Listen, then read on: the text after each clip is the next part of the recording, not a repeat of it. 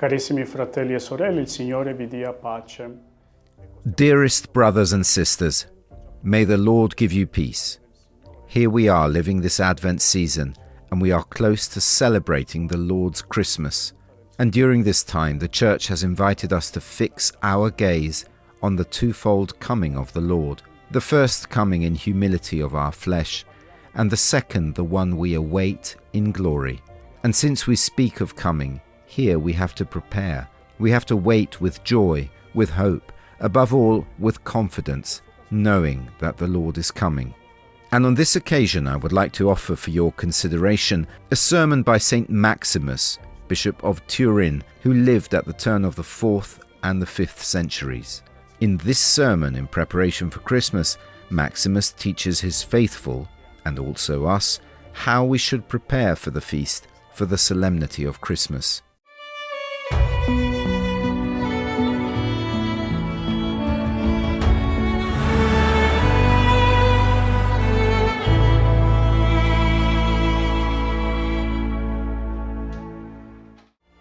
E dunque, parlando ai suoi fedeli, San Massimo di Torino dice: Perciò molti giorni... And so, speaking to his faithful, Saint Maximus of Turin says, "Therefore, many days before, let us purify our hearts, our conscience, our spirit. And so, worldly and unblemished, let us prepare ourselves to receive the Immaculate Lord who comes. And as he was born of the Immaculate Virgin, so may the Immaculate Servants celebrate his Christmas." Maximus warns us against the merely superficial preparation for this holy time, and tells us that even if we participate bodily in the feast of Christmas without good preparation, we will be spiritually far from the Saviour. At this point, our author exhorts the faithful by saying, "Therefore, brothers, we who are waiting for the Lord's Christmas, let us cleanse ourselves of every residue of guilt." On the road to Christmas, then, Maximus invites us to prepare ourselves in such a way that we can welcome the strangers, comfort the widows, clothe the poor. Our gaze, then, must be fixed on the Lord who comes to meet us, in every man and in every age, so that we may welcome him in faith, as a preface of the Advent season puts it. Moreover, the preparation to which this Church Father invites us leads us to look at those who are covered in rags, those who suffer hunger, those who suffer cold. Otherwise, Maximus asks, what would be the value of our prayer?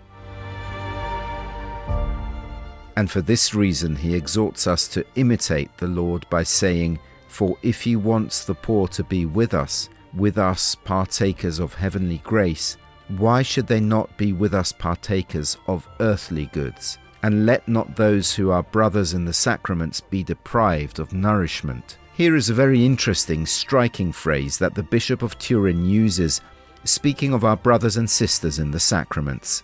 He argues that in the same way that the Lord gives his grace to everyone, so we are also debtors of mercy to the poorest. For Maximus of Turin, keeping watch as we wait for the Lord means being adorned with mercy, works of mercy towards those who suffer, and having our lamps lit with the oil of mercy, and thus welcoming the coming Lord. Therefore, for Maximus, there is an intermediate coming of the Lord, which is his coming in the poor. Between the first coming in the flesh and the second coming in glory, there are the poor. There is the Lord coming to us in the person of the poor, the one who suffers.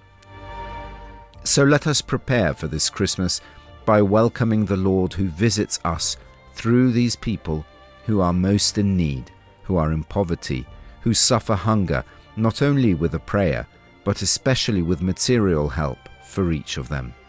And together with the Church, let us wait on the Lord and say, Maranatha, come, Lord Jesus.